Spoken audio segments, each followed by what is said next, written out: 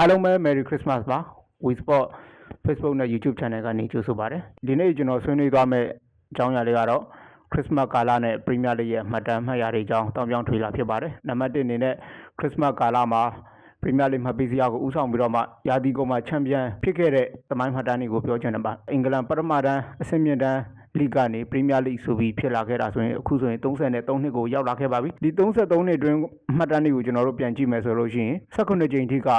ခရစ်စမတ်ကာလမှာမှတ်ပေးစရာကိုဦးဆောင်ထားတဲ့အသင်းတွေကချန်ပီယံဖြစ်ခဲ့တာပါဆိုတော့ကျွန်တော်တို့ရာခိုင်နှုန်းနဲ့တွေ့50ရာခိုင်နှုန်းလောက်ကခရစ်စမတ်မှာချန်ပီယံဖြစ်ရင်ရာသီကုန်မှာချန်ပီယံဖြစ်တယ်လို့ပြောလို့ရပါတယ်ဒါပေမဲ့ဒီရာသီခရစ်စမတ်ကာလမှာမှတ်ပေးစရာကိုဦးဆောင်ထားတဲ့အာဆင်နယ်အသင်းအတွက်ကတော့တမျိုးတစ်ပုံထူးခြားနေပါတယ်ဘာလို့လဲဆိုတော့အာဆင်နယ်ကဒီ33နှစ်အတွင်းမှာ4ကြိမ်တိုင်တဲ့ခရစ်စမတ်ကာလကိုဦးဆောင်ထားပြီးတော့မှရာသီကုန်မှာတော့ဒီကြိမ်မှချန်ပီယံမဖြစ်ခဲ့တာဖြစ်ပါတယ်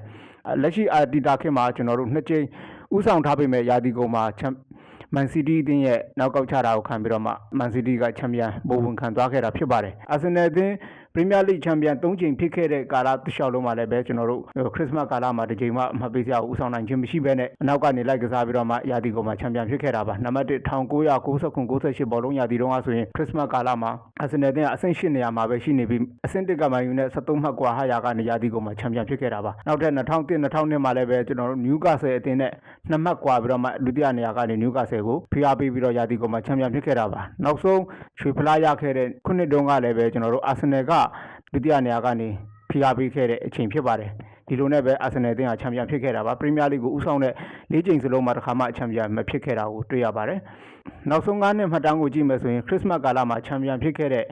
သင်း3သင်းကရာသီကုန်မှာချန်ပီယံဖြစ်ခဲ့ပြီး2သင်းကပဲချန်ပီယံမဖြစ်ခဲ့တာပါအဲ့ဒီ2သင်းချန်ပီယံမဖြစ်တဲ့အချိန်မှာမန်စီးတီးကဘုံဝင်ခံခဲ့တာဖြစ်ပါတယ်ဒါကတော့ကျွန်တော်တို့33နှစ်အတွင်းနဲ့နောက်ဆုံး9နှစ်အတွင်းမှာခရစ်စမတ်ကာလနဲ့ပရီးမီးယားလိရဲ့မှတ်တမ်းဖြစ်ပါတယ်ဒီရာသီအကြောင်းကိုပြောမယ်ဆိုလို့ရှိရင်အာဆင်နယ်နဲ့အထူးသဖြင့်မန်စီးတီးအကြောင်းကိုပဲကျွန်တော်ပြောချင်ပါတယ်အာဆင်နယ်အသင်းဟာနောက်ဆုံး9နှစ်မှာ2ကြိမ်တိုင်ဒီခရစ်စမတ်ကာလမှာမှတ်ပေးစရာကိုဦးဆောင်ပေးမဲ့မန်စီးတီးရဲ့ကြော်ဖြတ်ခြင်းကိုခံခဲ့ရတာဖြစ်ပါတယ်အခုလက်ရှိအာဆင်နယ်နဲ့မန်စီးတီးအသင်းကိုရှင်မယ်ဆိုလို့ရှိရင်အာဆင်နယ်ကခံစစ်ကစားပုံကောင်းတယ်လက်ရှိပရီးမီးယားလိမှာပေကိုအနည်းဆုံးအသင်းလည်းဖြစ်တယ်ခံစစ်ချစ်လက်တယ်မန်စီးတီးအသင်းကကြတော့ခံစစ်ကတော့မချစ်လက်ဘူးသို့တော်လည်းပဲတိုက်စစ်ကအကောင်းဆုံးအသင်းဖြစ်နေတယ်ဒီရာသီပရီးမီးယားလိမှာတင်ကိုအများဆုံးရထားတဲ့အသင်းလည်းဖြစ်တယ်ပြီးတော့ဟာလန်လိုတိုက်စစ်မှုမျိုးကိုလည်းပိုင်ဆိုင်ထားတဲ့အတွက်ကြောင့်မလို့ဒါတိုက်စစ်အကောင်းဆုံးအသင်းဖြစ်ရှိနေတာဖြစ်ပါတယ်ဆိုတော့ဒီရာသီကတော့အာဆင်နယ်ရဲ့ခံစစ်နဲ့မန်စီးတီးရဲ့တိုက်စစ်ရှင်ပြိုင်မှုကိုကျွန်တော်တို့ကြည့်ရမှာဖြစ်ပါတယ်ကစားသမားချင်းစုဖွဲ့မှုရှင်လို့ရှိရင်ဒီလက်ရှိအချိန်မှာအာဆင်နယ်အသင်းကစုဖွဲ့မှုအကောင်းဆုံးအသင်းဖြစ်ပါတယ်ခံစစ်တိုက်စစ်ကွင်းလဲအကုန်လုံးမှာစုဖွဲ့မှုအကောင်းဆုံးအသင်းတိုးတော်လည်းပဲတခုရှိတာကတော့အာဆင်နယ်အသင်းမှာချန်ပီယံဖြစ်မှုတဲ့ကစားသမားဆိုလို့ရှိရင် Gravy Jesus တယောက်ပဲရှိပါတယ်ဒါကလည်းသူကမန်စီးတီးအသင်းနဲ့ပရီးမီးယားလိချန်ပီယံ၄ကြိမ်ဖြစ်မှုတာပါဒါပေမဲ့မန်စီးတီးအသင်းမှာတော့ဒီပရီးမီးယားလိချန်ပီယံဖြစ်မှုတဲ့ကစားသမားတွေအမြောက်များရှိတယ်ကစားသမားအတွေ့အကြုံမှာလည်းပဲမန်စီးတီးမှာကအတွေ့အကြုံကောင်းတွေရှိတဲ့ကစားသမားတွေပို့ပြီးများတယ်ဟန်ချက်ညီတယ်လူငယ်ကစားသမားနဲ့ကျွန်တော်တို့ဒီအတွေ့အကြုံဝါချင်းကစားသမားဟန်ချက်ညီတယ်အစနယ်အသင်းကတော့ကစားသမားစုဖွဲ့မှုကတော့ကောင်းပြီမဲ့ချန်ပီယံအတွေ့အကြုံဒီအတွေ့အကြုံဝါချင်းကစားသမားနဲ့လူငယ်ကစားသမားကြားထဲမှာမန်စီးတီးအသင်းတော့ကျွန်တော်တို့ဟန်ချက်မမိဘူးဆိုတာကိုကျွန်တော်တို့တွေ့ရမှာဖြစ်ပါတယ်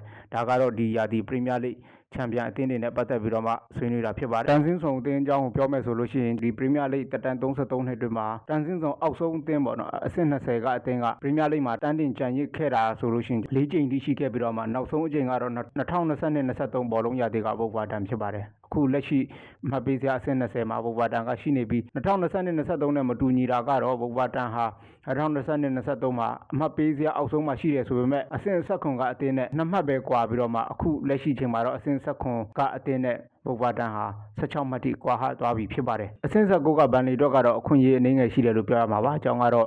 ခရစ်စမတ်ကာလအဆင့်19ကအသင်းထက်ဝက်ကျော်လောက်ကရာသီကုန်မှာတန်းတင်ကြံရစ်ခဲ့လို့ဖြစ်ပါတယ်ဒါပေမဲ့နောက်ဆုံး8နှစ်မှတ်တမ်းတွေကိုပြန်ကြည့်မယ်ဆိုရင်ဒီလိုခရစ်စမတ်ကာလမှာအဆင့်19မှာရပ်တည်နေတဲ့အသင်းကနေ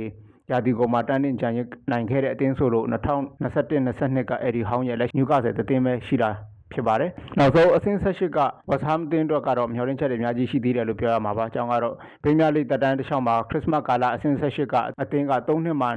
2ကြိမ်လောက်3ပုံ2ပုံလောက်ကတန်းတင်ကြံရစ်နိုင်ခဲ့လို့ဖြစ်ပါတယ်လောလောလတ်လတ်ပြီးခဲ့တဲ့ရာသီကဘုတ်ဘာတန်နဲ့2022-23တုန်းက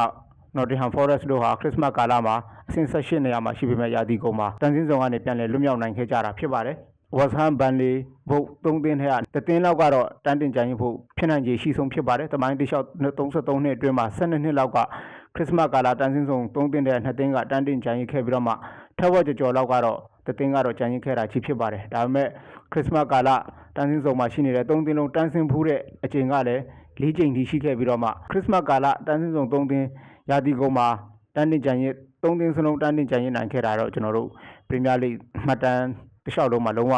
မရှိဘူးဖြစ်ပါတယ်ဒါကတော့ကျွန်တော်တို့ဒီရာသီခရစ်စမတ်ကာလမှတ်ပေးစရာနဲ့ပတ်သက်ပြီးတော့မှချန်ပီယံဖြစ်နိုင်တဲ့အသင်းနဲ့တန်းဆင်းသွားနိုင်တဲ့အသင်းတွေအကြောင်းကိုကျွန်တော်အနေ